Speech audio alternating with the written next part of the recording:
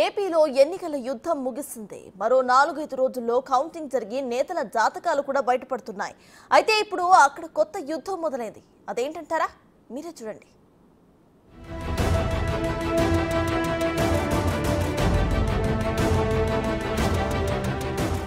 ఈ నెల 13న ఏపీలో జరిగిన ఎన్నికలు యుద్ధ వాతావరణాన్ని తలపించాయి. కొన్ని ప్రాంతాల్లో హింస చెలరేగింది. మొత్తం మీద పోల్ వార్ ముగిసింది. కొత్తగా ఇప్పుడు స్టిక్కర్ వార్ మొదలైంది. అదే బైక్లు, కార్ల మీద తమ అభిమాన నాయకుల పేర్లతో స్టిక్కర్లు అంటించుకోవడం. పిఠాపురంలో మొదలైన ఈ స్టిక్కర్ వార్ రాష్ట్రమంతా పాకింది. పవన్ పై అభిమానంతో ఫ్యాన్స్ కొత్త ట్రెండ్ సెట్ చేశారు. పిఠాపురం ఎమ్మెల్యే గారి తాలూకా అంటూ పవన్ ఫ్యాన్స్ బైకులు, కార్లపై స్టిక్కర్స్ తో హల్చల్ చేశారు. ఇది కాస్త బాగా వైరల్ అయింది. దీంతో వైసీపీ అభిమానులు కూడా కౌంటర్ గా డిప్యూటీ సీఎం వంగా గీత అంటూ స్టిక్కర్స్ వేయించారు.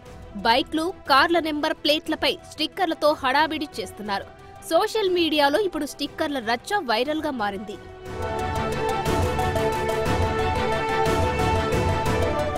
ఈ స్టిక్కర్ వార్ ఇప్పుడు రాష్ట్రంలోని పలు నియోజకవర్గాల్లో కొనసాగుతుంది. ఏకంగా వైసీపీ, టీడీపీ మధ్య నంబర్ ప్లేట్ల యుద్ధానికి దారితీశాయి. పిఠాపురం ఎమ్మెల్యే 4వ పెళ్లాం తాలూకా, బాబాయిని లేపినోడి తాలూకా అంటూ ఒకటి తర్వాత ఒకటి నంబర్ ప్లేట్లు వెలుగులోకి వచ్చాయి. ఈ వివాదంతో నంబర్ ప్లేట్ స్టిక్కరింగ్లకు డిమాండ్ మరింత పెరిగింది. పోటీలు పడి స్టిక్కర్స్ వేయించుకుంటున్నారు కార్యకర్తలు. ఈ స్టిక్కర్ వార్తో ఆర్టిస్టులకు మంచి గిరాకీ దొరికినట్లయింది.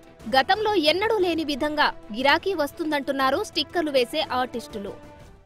ఎప్పుడు లేని విధంగా ఈ సంవత్సరం బాగా జరుగుతుంది. ఎలక్షన్లో ఈ ఎమ్మెల్యే స్టిక్కర్లు అనేసి చాలా మంది చేయించుకుంటున్నారు. మా పిఠాపురం మా ఎమ్మెల్యే అనేసి ఎక్కువ మంది వస్తున్నారు.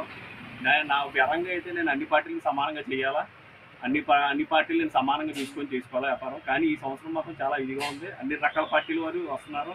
వంగా గీత గారు పార్టీ వాళ్ళు వస్తున్నారు. తర్వాత మన ఎమ్మెల్యే పవన్ కళ్యాణ్ గారి పార్టీ వాళ్ళు వస్తున్నారు. చాలా విపరీతమైన డిమాండ్ ఉంది ఫోటోలకి, స్టిక్కరింగ్కి.